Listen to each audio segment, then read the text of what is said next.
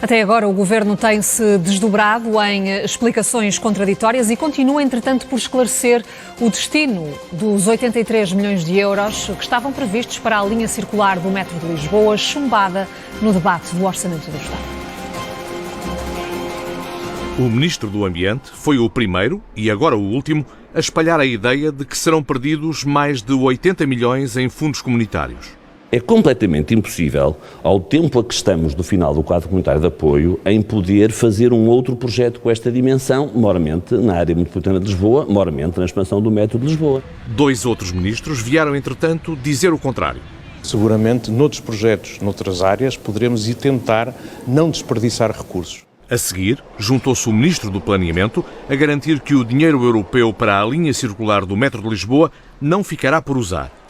Mas pouco depois, uma nota do gabinete de imprensa do mesmo Nelson de Sousa, curiosamente enviada pela presidência do Conselho de Ministros, veio dizer o mesmo e o seu contrário, que o ministro tinha dado a garantia de que os fundos comunitários serão executados a 100% até 2023, mas também que a suspensão do projeto coloca em risco o objetivo de concentração temática de fundos para uma economia com baixas emissões de carbono.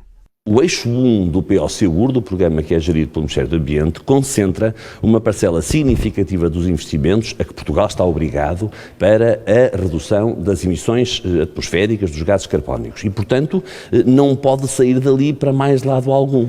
Que é como quem diz, não será a mesma coisa, mas pode sair para um projeto ao lado.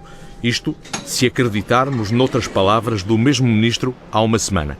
Pode este projeto de 83 milhões de euros ser posto um bocadinho na expansão do Arieiro e um bocadinho na expansão de Arroios? Só que isso não tem. Ponto 1, já há verbas do orçamento do próprio MET para fazer essas obras. Ponto 2, não tem nenhuma comparação do ponto de vista do impacto positivo que tem na vida das pessoas do que a construção desta mesma linha. O primeiro-ministro, que esteve em Santarém, não quis falar aos jornalistas, deixando por esclarecer uma polémica filha das meias palavras. Parece certo que não há tempo para o dinheiro ir para a expansão de outra linha de metro, mas há onde gastá-lo, desde que seja em opções do Ministério do Ambiente para a transição energética. Carlos Mineiro Aires, bastonário da Ordem dos Engenheiros, é convidado da edição da noite. Sr. Bastonário, muito boa noite, bem-vindo. Já foi presidente do metro de Lisboa, portanto conhece bem esta realidade e tem dito que este projeto da linha circular seria um erro. Porquê? Vamos ver, eu quando digo que o projeto seria um erro é o seguinte, há um plano de expansão do metro que foi aprovado, salvo erro, em 2009, e, portanto, nesse projeto é um plano de expansão que é política, é uma determinação política perante uma proposta da empresa, obviamente, e nesse plano de expansão não estava previsto isto. Estava previsto, sim, a extensão da linha amarela desde Odivelas até ao Cais do Cedré, e estava prevista a linha vermelha até Campolide. Subitamente, portanto, faço esta alteração, e esta alteração que depois é submetida à consulta pública já em 2018. E em 2018 a Ordem dos Engenheiros apreciou a proposta e pronunciou-se em sede de discussão pública, aliás, como muitas outras entidades, e dissemos o que entendíamos em relação ao projeto. Em primeiro lugar, aquilo que a Ordem pode pôr em causa, e hoje tivemos um ótimo debate dentro da Ordem, é porque é que não há um plano estratégico para a zona metropolitana de Lisboa, para a área metropolitana, onde se inclui o metro, e dentro desse plano, obviamente, estão previstas todas as futuras extensões, os interfaces com outros modos de transporte, com a ferrovia, com os rodoviários, etc. E, portanto, isso é que fazia todo o sentido para que pudéssemos, à medida que vamos tendo financiamentos, podendo ir cumprindo. Portanto, prioritário seria uma expansão para fora e não apostar numa linha que vai mais ao centro da cidade. Pode ser, podia ser a solução ótima, mas eu penso que esta estava mais estudada que as outras. Estes projetos estariam mais desenvolvidos, estariam com um grau de maturação maior, terá havido outra justificação dentro até da própria empresa, que entretanto também já tive a ocasião de falar com o Presidente, que levou a caminhar para esta solução. Eu acho que o metropolitano, sendo um transporte de massas, é um transporte pesado para muita gente, deverá procurar servir basicamente os lugares onde há essa procura.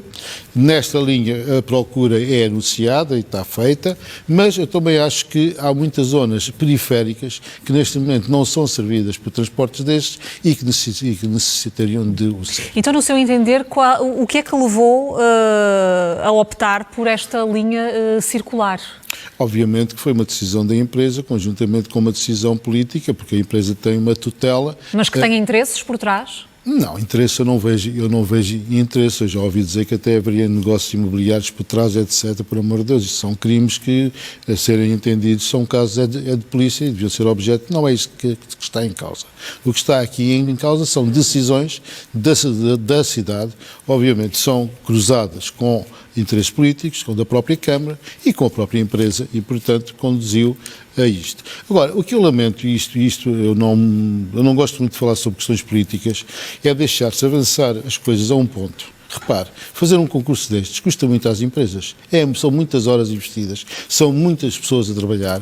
Uma proposta destas custa centenas de milhares de euros. E, no fim, quando as coisas já estão mais ou menos, subitamente há uma decisão que eu não questiono, porque é da Assembleia da República competirá alguém questioná-la, mas isto causa perturbações às empresas, causa perturbações à engenharia e causa, sobretudo, aquele guardar das expectativas, sobretudo numa altura em que não há trabalho, em que os salários são baixíssimos, em que não há condições e, subitamente, mais uma obra que para. Portanto, independentemente do destino que o Governo possa dar a estes 83 milhões de euros, há aqui outros custos pelo facto da obra, entretanto, não avançar. Eu não tenho culpa, eu não tenho dúvidas nenhumas de que, certamente, que os concorrentes, sobretudo aqueles que tinham a expectativa de vir a ganhar a obra, apresentarão reclamações ou tentarão, de alguma forma, ser ressarcidos dos custos grandes que tiveram a fazer as propostas. Não tenho dúvida nenhuma. Tem-se falado muito também do facto de ser importante dar prioridade à expansão da linha de metro, também para a zona ocidental da cidade de Lisboa. Aliás, isso foi discutido precisamente no Parlamento, foi um dos argumentos utilizados para quem optou por chumbar esta obra da linha circular. No seu entender, isso faria sentido? Era viável também uma expansão da linha de metro para a zona ocidental de Lisboa? Eu há muitos anos que eu sou defensor de um ponto de vista que cada vez para mim faz mais sentido. Lisboa é uma cidade muito bonita. Lisboa tem um problema grave que é uma barreira física entre a cidade e o rio, que é a linha de Cascais, que vai até ao Cais do Sodré. E já houve em tempos intenções de enterrar a linha, já houve intenções, não há dinheiro para isso, mas há uma possibilidade que é, se houver um transporte alternativo pesado, que vá até Algés, ou mesmo até ao Dá Fundo, era possível aliviar substancialmente a linha até ao Cais de Sodré. E essa alternativa seria o metro? Só pode ser um transporte pesado para rebater e para transportar pessoas de um transporte pesado. Eu estou a falar de uma opinião pessoal, que já tenho discutido com muita gente, dentro da própria ordem. No passado, discutida, eu acho que seria uma solução interessante para a cidade, sobretudo... E do ponto de vista da engenharia, com condições para isso? Não, isso era uma obra fácil. Nós teríamos que pensar como é que ela era feita. O metro de Lisboa tem um problema grave, que é de raiz. É que a alimentação elétrica é por um terceiro carril. Ao contrário dos outros, e como os comboios têm uma catenária, que tem aquele sistema que vai no ar para receber a energia, e o metro em Lisboa tem um terceiro carril. Isto é, não pode vir à superfície e andar sobre carris livremente, porque há sempre o perigo de alguém atravessar a via e ser eletrocutado. E isso é uma condicionante grave, porque se o metro de Lisboa fosse operado por catenária, nós teríamos certamente outras soluções muito mais interessantes para o desenvolver do próprio metropolitano.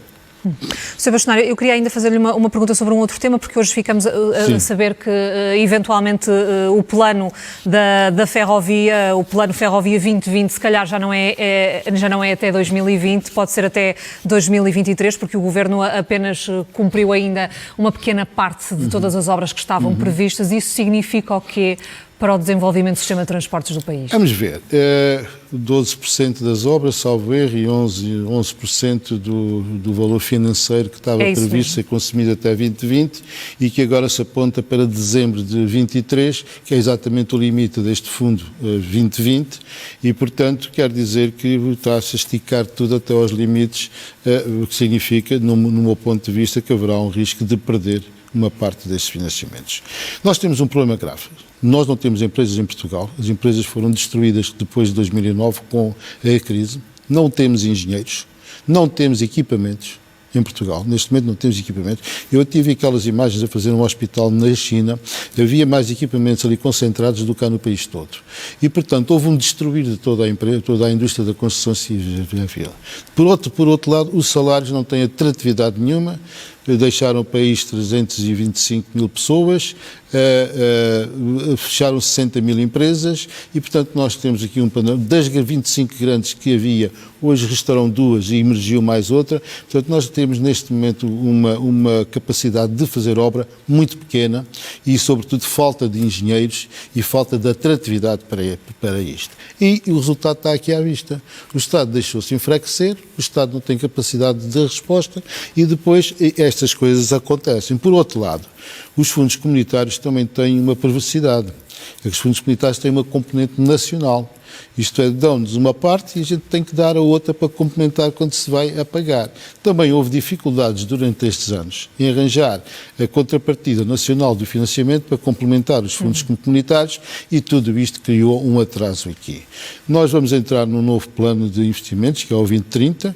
Este Ferrovia 2020 vai acabar em 23.